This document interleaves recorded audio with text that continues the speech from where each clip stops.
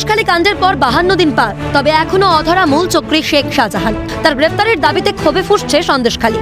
এই ঘটনা গোটা রাজ্যকেই নাড়িয়ে দিয়েছে। এই অবস্থায় অত্যাচারিত মানুষদের পরিস্থিতির সরেজ মিলে খতিয়ে দেখতে সন্দেশখালীতে গেলেন বামমনস্ক বুদ্ধিজীবীদের এক প্রতিনিধি দল। এই প্রতিনিধি দলে ছিলেন বাদশা মৈত্র, দেবদূত ঘোষের মতো প্রথিত যশা শিল্পীরা, ছিলেন জয়রাজ ভট্টাচার্য, বিমল চক্রবর্তী, সীমা মুখোপাধ্যায়, সৌমিক দাস, মন্দাক্রান্তা সেন, কাজী কামাল নাসের এবং সৌরভ পালথিরাও। মঙ্গলবার এই প্রতিনিধি দলের সামনে শাহজাহান ও তার অনুগামীদের অত্যাচারের কথা তুলে ধরেন সন্দেশখালীর বাসিন্দারা। পাশাপাশি তৃণমূলের তরফে প্রতিবাদীদের ওপর যে বহিরাগত তকমা দেওয়া হয়েছে তা নিয়েও এক রাশ ক্ষোভ উগরে দেন তারা। এ নিয়ে কি বললেন বিশিষ্ট অভিনেতা বাদশা মৈত্র, শুনুন। এতদিন ধরে ক্যামেরার সামনে বলেছেন, সেটাই বলছেন। কেউ কাঁদছেন, কেউ চিৎকার করছেন, কেউ বলছেন আমাদের কথাটা জানাবেন। বারবার বলছেন আমরা কেউ বাইরের মানুষ নই। বারবার বলছেন একজন মা বলছেন যে আমি একজন মা।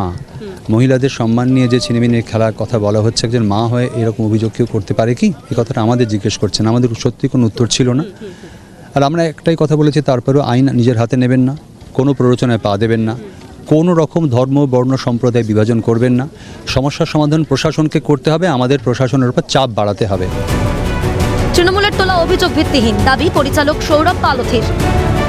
এই তৃণমূলের লোকজনের মাধ্যমে যা টিভিতে শুনছি যে বাইরের মহিলারা এসে এইসব ঘটাচ্ছে, এগুলো যে সম্পূর্ণ ভিত্তিহীন এবং মিথ্যে, সেটা আমরা আজকে চাক্ষুষ করলাম আর কি।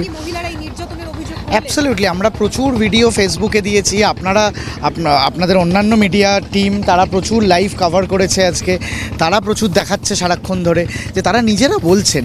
সবথেকে ইম্পর্টেন্ট যে বিষয়টা আমি সমস্ত পশ্চিমবাংলার লোকজনের কাছে বলতে চাই, যারা হেনস্থা হচ্ছেন তারা কিন্তু তৃণমূল বিরোধী নয়। মিথ্যা প্রচার চলছে, অভিযোগ অভিনেতা দেবদূত ঘোষের।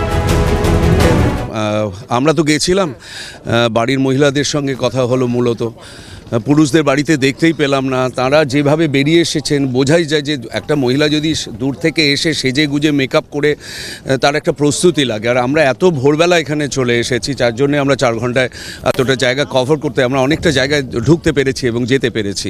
সুতরাং এই সাজানো ঘটনার তত্ত্বটা এখানে একেবারেই দাঁড়ায় না। পরে কলকাতায় ফিরে প্রেস ক্লাবে একটি সাংবাদিক সম্মেলন করেন ওই প্রতিনিধি দলের সদস্যরা। সর্দারের ব্যাপারে প্রশ্ন করেছি, 3-4 জনকে প্রশ্ন করেছি, প্রত্যেকে বলেছে উনি ভীষণ ভালো মানুষ এবং এখানে যারা ভালো মানুষ তাদেরই তো এইরকম অবস্থার মধ্যে পড়তে হচ্ছে।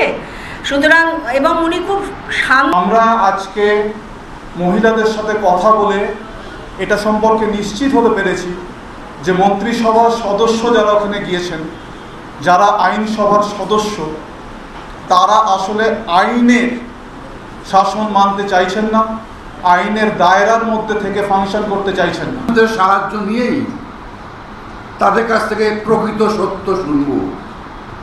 প্রকৃত সত্য আমার ধারণা প্রশাসনের কাছে এখনো পর্যন্ত পৌঁছয়নি।